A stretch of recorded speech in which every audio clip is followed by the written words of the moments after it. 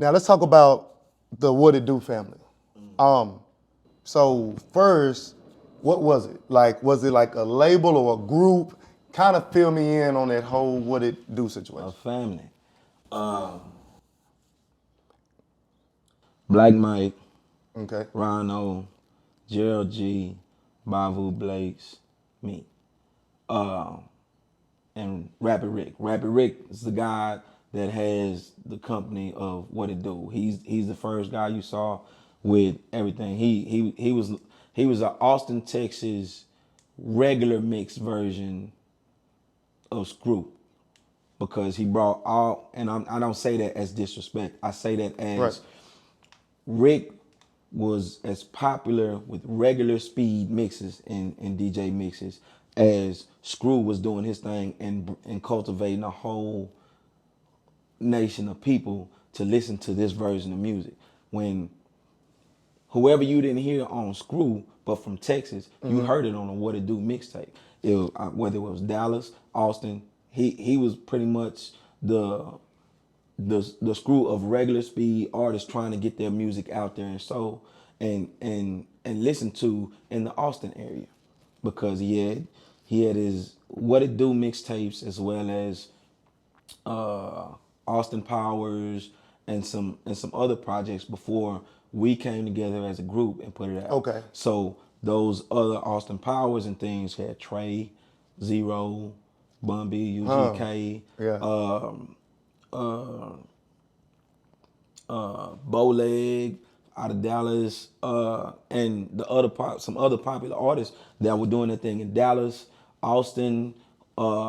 He took in music from artists from East Texas, from all over the state of Texas, Oh. and and that was Austin getting to be able to hear the hot music of in-house basically Texas music that wasn't just being able to be showcased or you didn't know about without them being on that tape. Right. Hey, real quick, man, because I kick myself if I don't ask you this before we get out of here. That's what I want to know, because, back then, y'all was grabbing the mostly instrumentals. Yeah. Was it ever like a competition? Like, did you ever sit back? Let's say if you and Chameleon there grabbed the same one. Did you ever like take a listen to Cam and kind of and be like, okay, or know what I'm saying? Or it made you turn up more? Like, was it any of that going on? Did you know what I'm saying? No, it was never an idea. If I left out Magno, I gotta make sure I had Mag to him. Yeah. Magno, that's my partner. It was never a competition between with me. It was never a competition of anybody else doing anything on the track already. But if I was about to do something on the track and I heard somebody and they kind of did it toward the topic direction I wanted to go, I'd go the opposite direction. Oh, okay, so that's So how you did it. Okay. so it's kind of like I leave it like this idea. Like Texas made it as far as mixtapes game and everything. We made this super popular for everybody else outside of our state to find a way to get some money because we were Yes, killing sir. it on everything. But then it turns out where it's kind of like the idea, you know how a lot of reggae, Jamaican music that we hear in our clubs, they all kind of got that same one track, sounds the same. That's what all our artists were doing, rapping on songs and making our own version of a mix, even though it wasn't ours to own, it was ours to promote. Right. So that's all our mixtapes were a version of promotion to where we get paid from Hella concerts promotion, and hella man. promotion and ways to generate enough money for our own marketing and everything else and our own individual original music. And that's a great segue because what I want to talk to you about is like you're like a literal mixtape heavyweight. So check. I looked it up on Wikipedia, right? Right. So I said, damn, I wonder how many tapes. And I looked under their street album section, the mixtape section.